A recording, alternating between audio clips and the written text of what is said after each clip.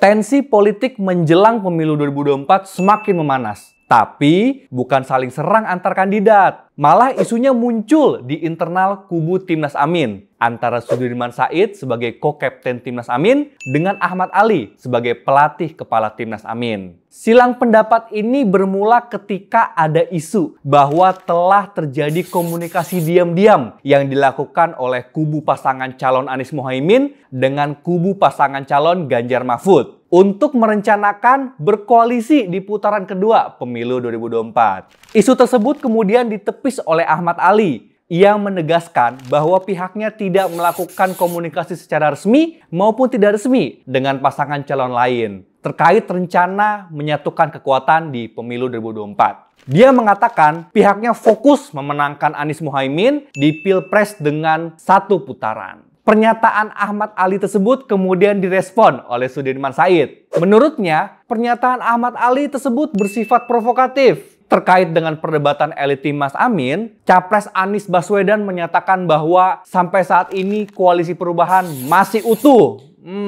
Beneran utuh nggak ya? Ngomongin soliditas partai koalisi, apa pemilih partai politik yang berada di koalisi Anies Mohaimin juga solid ya?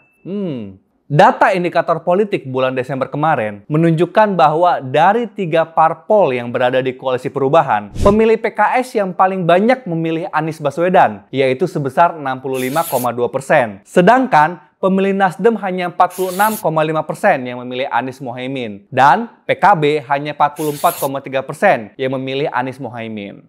Data ini cukup mengejutkan ya. Padahal kan Nasdem yang paling awal mengusung Anies jadi capres.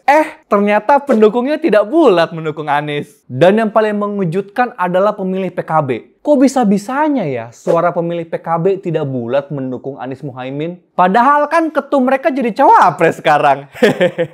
Sekarang mari kita lihat koalisi partai lain. Dari kubu Ganjar Mahfud misalnya, suara pemilih PDIP sebagai partai pengusung cukup besar mendukung Ganjar Mahfud, yaitu 73,2%. Atau Partai Gerindra misalkan, 88,1% pendukungnya memilih Prabowo Gibran. Bahkan 92,4% pemilih PSI memilih Prabowo Gibran. Wah, PSI all out ya mendukung Prabowo Gibran. Logika sederhana untuk menjelaskan mengapa hanya pemilih PKS yang paling tinggi memilih Anies Baswedan adalah karena walaupun bukan partai pertama yang mengusung Anies, tapi wajah Anies adalah wajah PKS. PKS dan Anies memang sudah bersama-sama sejak Pilkada DKI Jakarta tahun 2017 kemarin. Ditambah lagi, Anies yang saat ini memainkan narasi perubahan dan mengambil ceruk pemilih yang tidak puas dengan pemerintahan sekarang sejalan dengan apa yang dilakukan oleh PKS sejak awal. Tegak lurus menjadi oposisi, solid!